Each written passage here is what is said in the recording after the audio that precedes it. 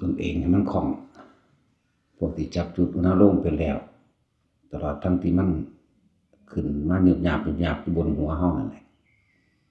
บางคนมันก็แส่ลงไปในระหว่างทำกลางสมองอยู่ในระหว่างหัวกะโหลกบางคนอยู่ในกระดานหน้าผากสำหรับคนที่บ่ว่ามันสิขึ้นที่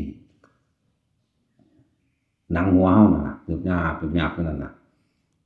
หรือนิ่มๆน่วงๆอยู่ในกระดานหน้าผากก็ตามเพิ่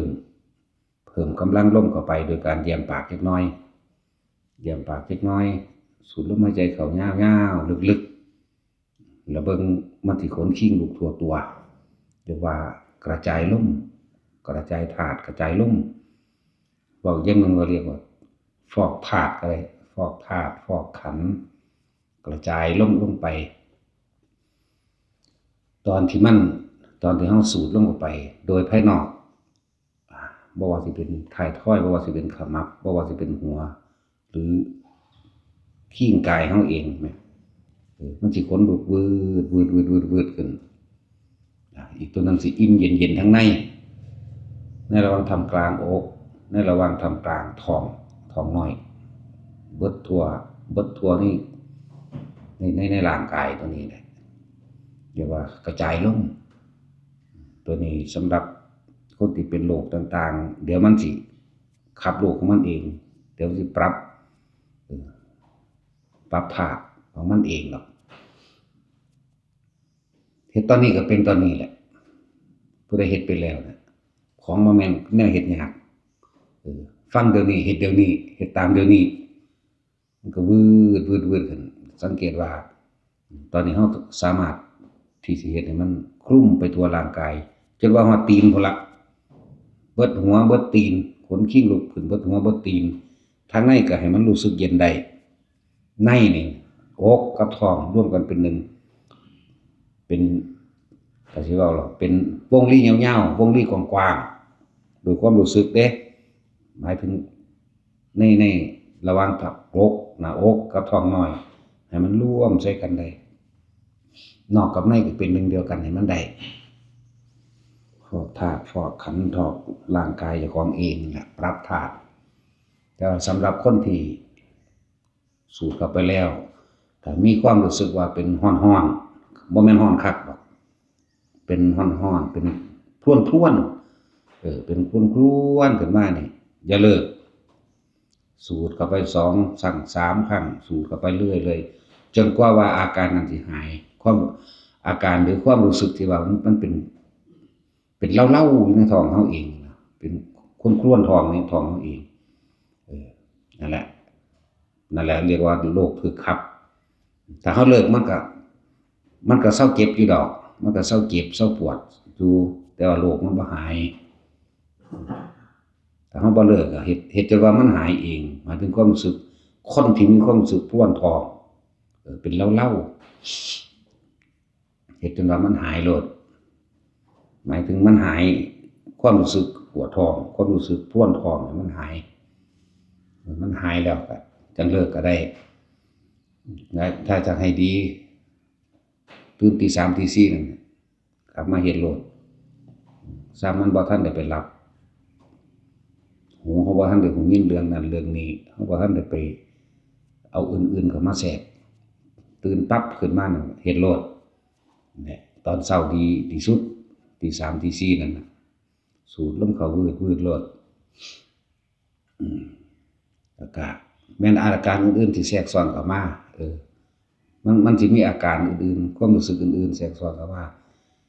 จากเย็นในตัวกายหรือคนคิงลุกทั่วเข้ามาบางทีอาจมีร่างกายโยกนำโยกซ้ายโยกขวาโยกหน้าโยกหลังหรือกระตุกคำว่ากระตุกเป็นจุดๆเป็นดึกตามเป็นจุดๆดอกหลังมั่งแขนมั่งขามั่งหรือแม้กระทั่งคือเข็มแทงเฮานี่แหละเดียดดาดมองหันตรงนี้นั่นละดีอยากว่านั่นละดีเฮาที่สูตรเฮาสิไล่ครับปรับธาตุครับโลกของมันเองตามธรรมดาแล้วมันเป็นพร้อมกันได้5อย่างแ แต่ว่าพวกเขาบ่ทันได้ชินหาย่างนิดนึงคนลุกวืดวืดวืดวืดขึ้นมาบางทีก็อิ่มจุกน้ำตาไหล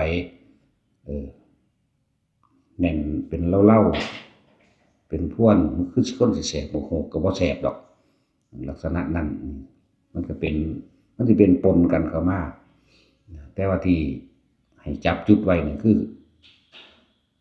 ความรู้สึกตรงมันนวงหน้าผากหรือบนหัว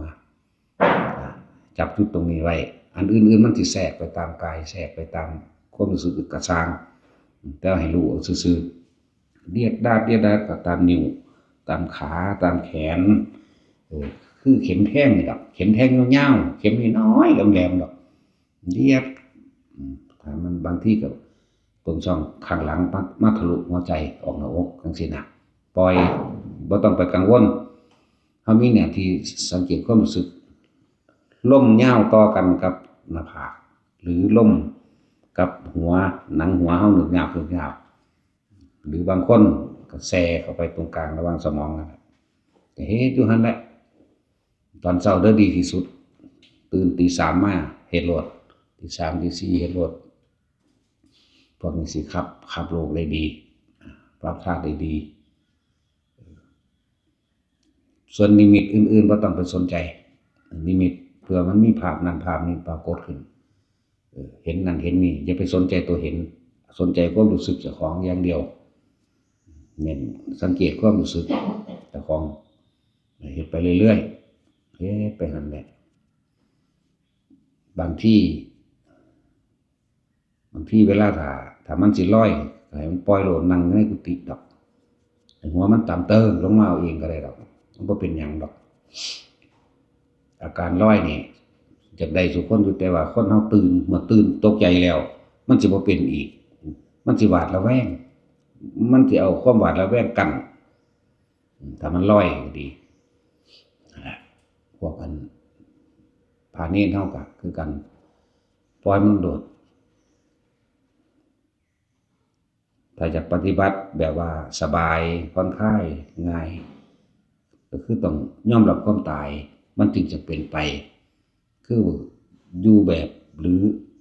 บ่มีความตายเข้ามาป้องกันคืออย่าย้านแหมเดี๋ยวก็อย่าย้านแหมบ่ต้องมีความคิดเข้ามาแทรกแหมนั่นแหละเป็นวิธีที่ว่าเฮ็ดจั่งใดเฮาสิบ่คิดกังวลนั่นกังวลนี่หวาดระแวงเรื่องนั้นเรื่องนี้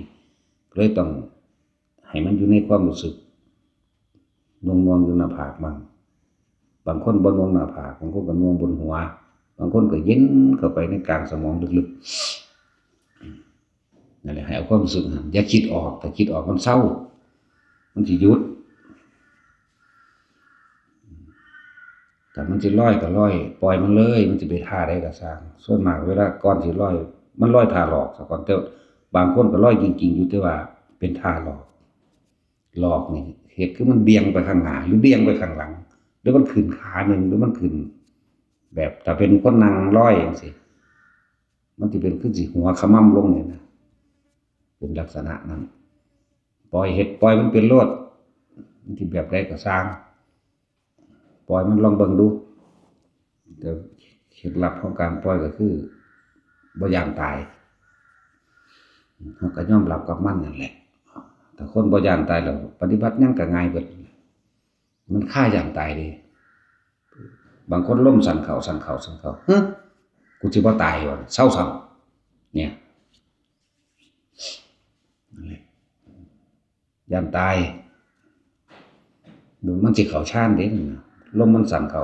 นั่นน่ะมันคือใจสิขาดอยู่นี่ว่านี่แต่ว่าอันนี้ก็บอกบ่ได้บอกว่าต้องเฮ็ดจังซั่นจังซี่ก็บอกบ่ได้มีแต่ว่าทำให้มากทำให้บ่อยทำให้ชินเฮ็ดรู้เข้ามันก็จื้อได้ดอกมันก็มีเทคนิคของมันเองมันก็มีเคล็ดลับของมันเองในตัวเองนั่นแหละมันเป็นของไผของมันอันตัวนี้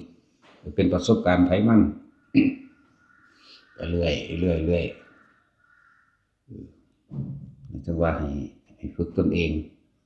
ทั้งเบิดทั้งมวลอยู่ในนี้ล้วนแล้วแต่เป็นการทรงฌานเจริญฌานด้วยปฐมฌานทุติยฌานตติยฌานทั้งนั้นแหละส่วนมันสิเข้าฌาน4มันสิตัดดับความรู้สึกออกจ้ะปล่อยมันคือกัน อันตัวนี้ยากอยู่แต่ว่ามันฆ่าแต่ว่าย่านตายย่างตายคือเก่าน่ะคือบ่ลงปลงใจกับมันโลดคนที่ปฏิบัติอิหยังก็สร้างถ้าบ่ย่านตายแล้วเฮ็ดได้เบิดบ่ย่านตายบ่ว่าวันคันข้ามอิหยังบ่ระแวงบ่สงสัยมุ่งตรงไปทางหน้าได้แต่มันฆ่าย่านตายมันก็ถอยหลังขึ้นมาตัวมันฆ่ามันฆ่าย่านว่าฝึกไปเรื่อยๆตอนเช้าเด้อดีตอนเช้าเฮ็ดโลดตี 3 ฮอด 6 โมงเช้าตี 3ตี 4สิบ่ได้อยู่บ่จักชั่วโมง2ชั่วโมงฝึกตนเองอยู่ในหั่นภาษาเฮ็ดสำนั้นว่าเน้นย้ำพวกมีเวลาก่อนที่สิหลับก็รู้อยู่แล้วบางคนก็ฟังธรรมไปนำจับจุดลมไปนำหรือจับลมไปนำนั่นแหละแล้วมันก็หลับตับไปแต่ตอนเช้าให้มันต่อเนื่องขึ้นมาจับลมหายใจเป็นดับต้นต่อมามันสิส่งเข้าไปสู่อุณาโลมได้ความรู้สึกในกายได้แล้วก็ค่อยๆลุกขึ้นมาเฮ็ดบ่แม่นลุกพรวดเด้ก่อนที่สิเขาว่าก่อนที่สิลุกนั่นมันตื่นปั๊บนี่รีบเข้าลมหายใจปั๊บจนมันเป็นอัตโนมัติได้แล้วจังมาเพิ่มโดยการเยี่ยมนั่งท่าใดก็ได้บ่ต้องเป็นท่าสมาธิต้องเป็นท่าโดยรูปแบบดอกสินั่งคัดสมาธิสินั่งเหยียดซ้อยก็เฮ็ดไปโลดปั๊บเข้าลมแต่ผู้ฝึกคล่องแล้วมันเข้าเองของมันดอกมันง่ายๆนึงดอกอันนี้คล่องแล้วแต่อยากให้เสริมบัดนี้เสริมแย้มปากสูดลมหายใจเข้าลึกๆช้าๆวืดๆๆเข้าไปเฮ็ดนำเดี๋ยวนี้ก็ฮู้เดี๋ยวนี้นะเฮ็ดนำที่เว้าไปนี่ก็ฮู้เดี๋ยวนี้เป็นเดี๋ยวนี้นั่นแหละขนลุกวือขึ้นตามกระงอนท้ายทอยมื้อนี้ทั่วโตมื้อนี้แหละแล้วก็เฮ็ดไว้จากกำลังมันถึงแล้วอีหยังก็ยังบ่อยู่ดอกขณะเดียวก็สามารถที่จะรู้เห็นได้ทำขณะเดียวก็ว่างได้ดอกผู้เขาเจ้าหลายคณะนั่นเขาเจ้าก็เป็นขันบางคนก็คณะเดียวเลยรู้ทั้งเบิดเลยก็ได้ขึ้นอยู่กับการสังสมกำลังเฮาดอกอันนี้กำลังสมาธินั่นแหละครับว่ากำลังก็ดีกำลังฌานกำลังสมาธิกำลังแห่งความตั้งมั่นบ่หวั่นไหวกับสิ่งที่เข้ามากระทบจิตที่ถูกโลกธรรมกระทบแล้วย่อมไม่หวั่นไหวแล้วกระทำโลกธรรมภายนอกกระทำภายนอกคืออย่างนี้แหละตาเห็นหูได้ยินนี่แหละเสียงนั้นเสียงนี้พอใจบ่พอใจเกิดขึ้นบ่ได้เพราะว่าเฮามีเครื่องอยู่คือความรู้สึกในกายเฮาเองโลกธรรมภายในครับบ่ว่าสิเป็นภาพนิมิตภาพหรือเสียงหรือกลิ่นหรือหยังก็แล้วแต่จนถึงที่สุดคือความคิดมันพูดเองนี่โลกธรรมภายในเรียกยังไงว่าจิตในจิตนั่นแหละหูท่านความคิดเจ้าของแต่ว่าคิดเป็นน้ำมันนะนั่นแหละมันบ่พ้นความสามารถของตัวเองดอกนะ